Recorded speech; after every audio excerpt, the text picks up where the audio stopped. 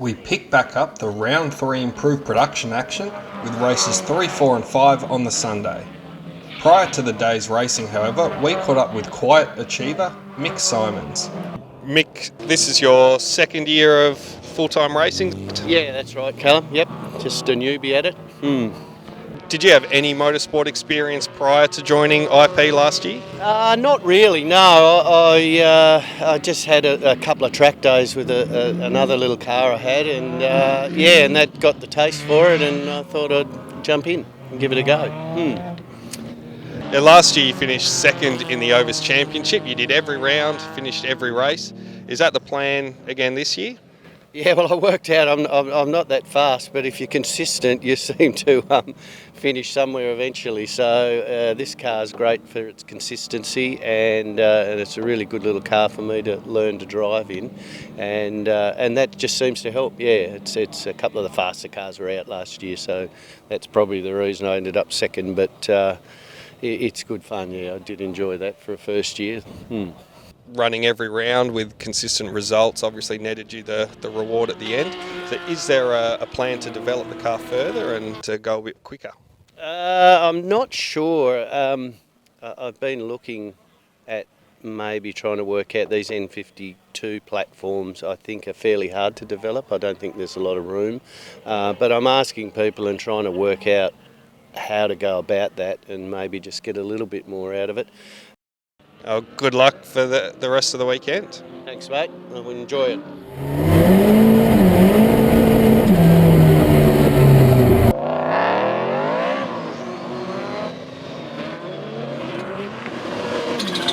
Scott Oost and Jason Spotswood joined the grid in their turbo Datsuns, both running as invited cars.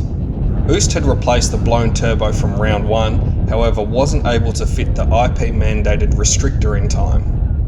Mary White had an early race misfire which seemed to resolve itself around half distance.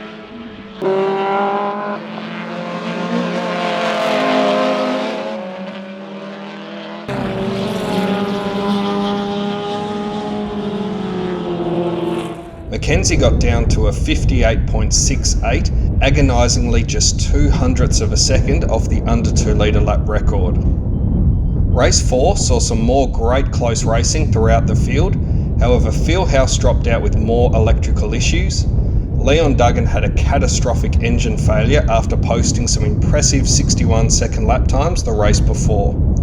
In Leon's words, there was enough metal in the sump to take to the recycler. Also a DNF was Kyle Smith, who had the ignition circuit breaker trip, ending his race early.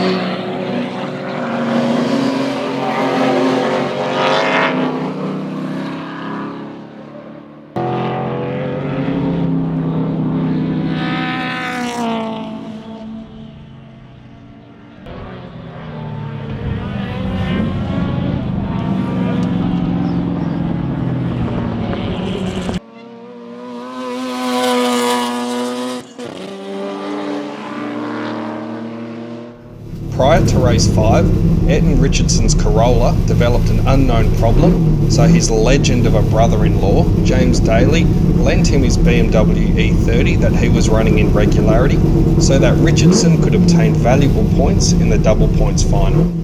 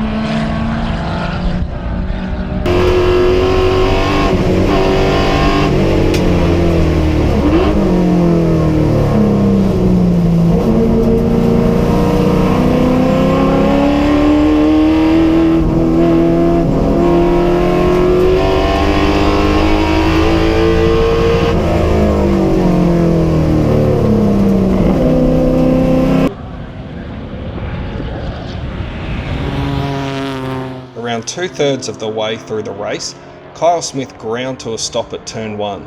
The ignition circuit breaker had tripped again. Smith dropped to the rear of the field, but managed to reset it and get going again.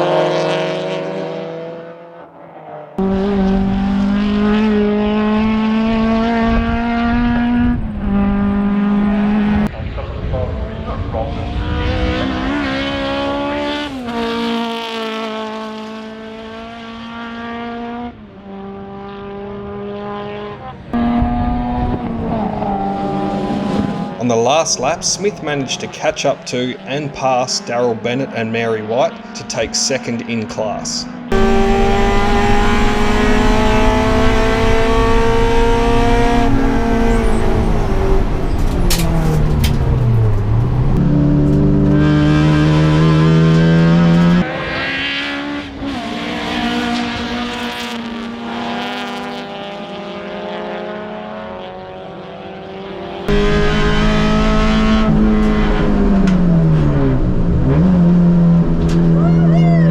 Following an action-packed weekend of racing, we caught up with Mary and Darryl. Mary and Darryl, you've both just returned from Bathurst and now you've competed in round 3. Mary, you're in your second full year of racing and you've already raced at Bathurst, something a lot of racers could only dream of. How was it? It was great. It would have been nice to have had more track time, but to go there, get that experience and get that racing knowledge, I suppose, has really helped me for now. And Darryl, you've driven around the track before, but not raced around there. How did you find the increase in the race speeds, I guess?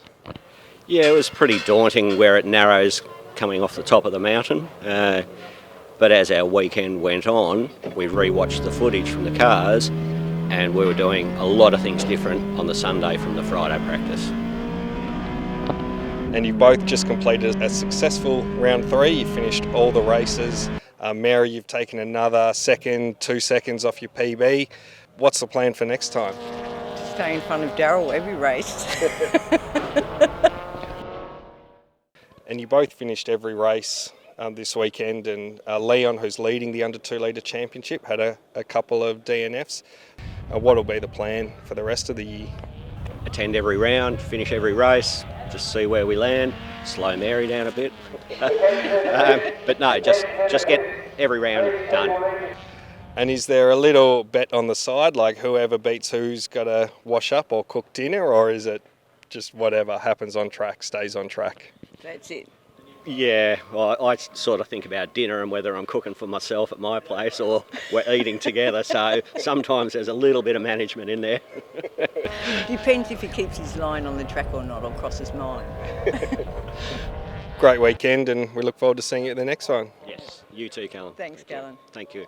Jason House took the round win in the overs over Ayrton Richardson, while Jacob Walsh rounded out the podium in the RX7, just 1 point ahead of Tony Martin. In the unders, it was Mackenzie who had a faultless weekend and managed to win every race. However, the under 2 litre lap record still eluded the team. On equal points was Smith and White, with Smith given second due to his better finishing position in the final. The Improved Production Championship heads back north to Symonds Plains for round 4, before a few months off over winter before round 5 back at Baskerville.